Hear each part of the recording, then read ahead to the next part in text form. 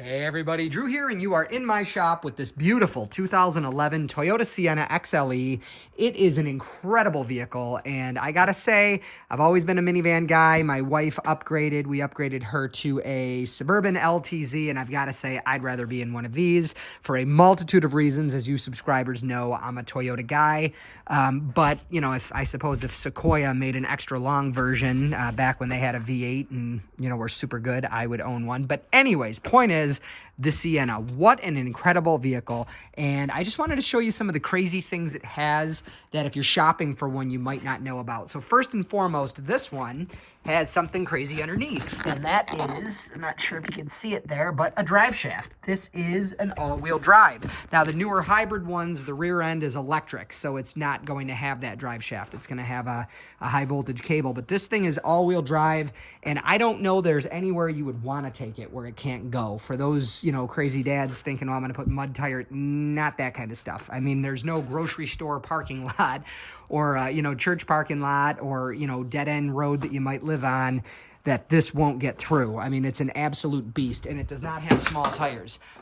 Speaking of tires, one of the downsides of the all-wheel drive Siennas is they have run-flat tires because there's no room for a spare. It would normally go where that rear differential is. For my family, that wouldn't be a problem at all. I'd keep a full-size spare that I'd put up on the roof for road trips and for days around town. You know, if my wife was ever out with the kids and got a flat, no problem. I could just go swap it.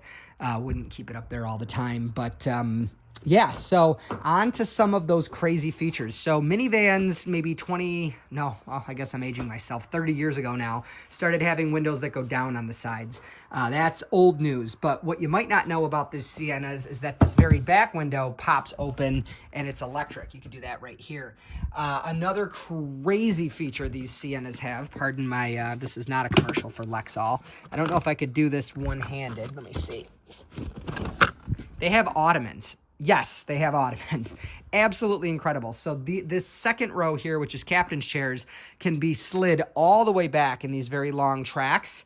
And there's Ottomans that pop up to, you know, rest your feet on or whatever. It can be, you know, this one can be a 7-passenger vehicle that, you know, has 5 car seats in it, no problem. But it can also be, you know, you could slide up that driver's seat a little bit. You know, you'd probably slide this seat up all the way, which I'll do that for you.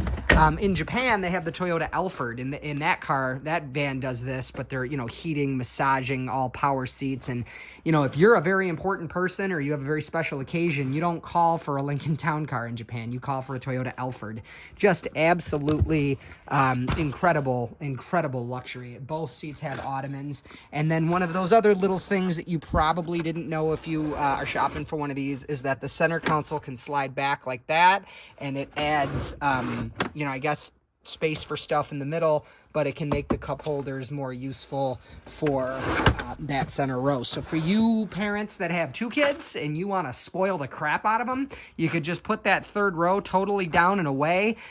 The amount of room in the back of these things, we owned Odysseys for years, and I can tell you, this is not my opinion, it's not my experience, it is fact. There is way more room for stuff in the back of a minivan like our old 3rd generation Odyssey compared to like our Suburban.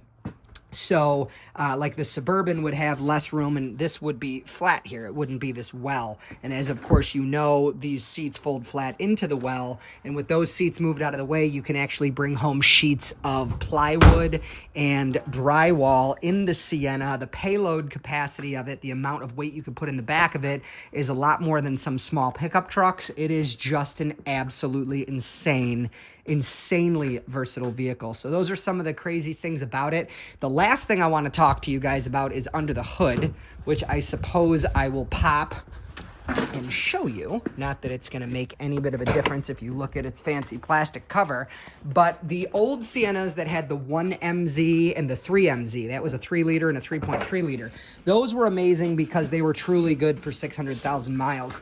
This motor isn't as good as those, but that doesn't mean that it falls short. I mean, those old motors were just, I mean, they were freaks of nature. I mean, you see Toyota Avalon, for whatever reason, that one seems to hold up the absolute best with those engines in it, or the 1MZ, the 3-liter.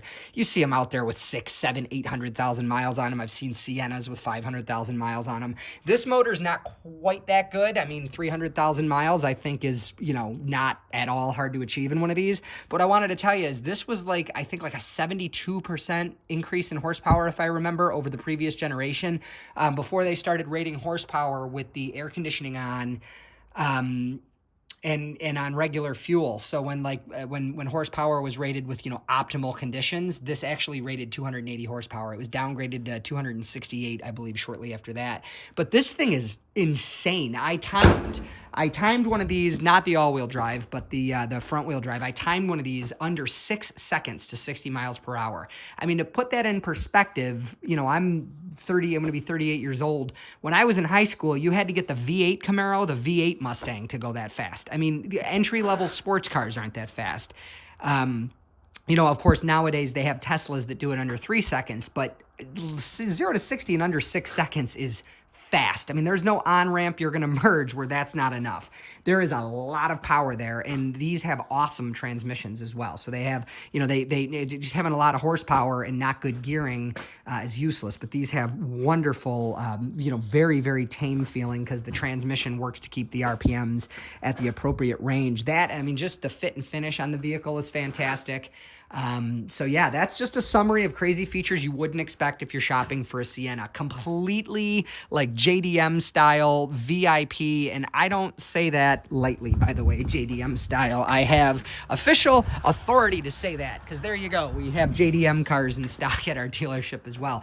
But, you know, so that being somebody who buys a lot of cars in Japan, seeing this in the United States to me is just kind of cool. This is a very American vehicle. For much of its run, it was the most American vehicle by parts and content. If I remember, parts, labor, research and development, if I remember, it was somewhere around 98% American. Try comparing that to your Dodge Caravan or your Chevy Uplander or Venture. Very American car. But anyways, to sum up its crazy features, the amazing Ottomans, the insanely usable storage. I didn't show you guys. Sorry, it just keeps going. This is not an ad for Toyota. I'm not paid to do this. Wonderful storage, of course, heated seats, moonroof, all that jazz. But just some crazy features you might not have known about. I mean, who would think that, you know, I mean, if you got one of these things unfortunately, they don't come with a black interior, but if you got one of these, you know, a black one and tinted the windows with limo tint and all that, how would you not enjoy having your feet up on that, being driven to some special event? Just an awesome vehicle. So from the ownership standpoint of previous minivan, loaded minivan ownership, and now with a Suburban LTZ in the driveway, hands down, this is the best family mover I've ever seen. I love this, and I wanted to share it with you guys. So hopefully you found this content entertaining. If I get enough comments about it, maybe I'll post the video I took of those 0 to 60 runs out on an undisclosed location that happens to be paved and not have any cars or police. Anyway, so like I said, if I get enough comments and likes and all that jazz, I suppose I'll do it. But for now, I do hope this helped you. God bless you. Happy shopping for your family vehicle. And if you're looking at one of these because you're expecting a baby, congratulations. Take care. God bless. Bye.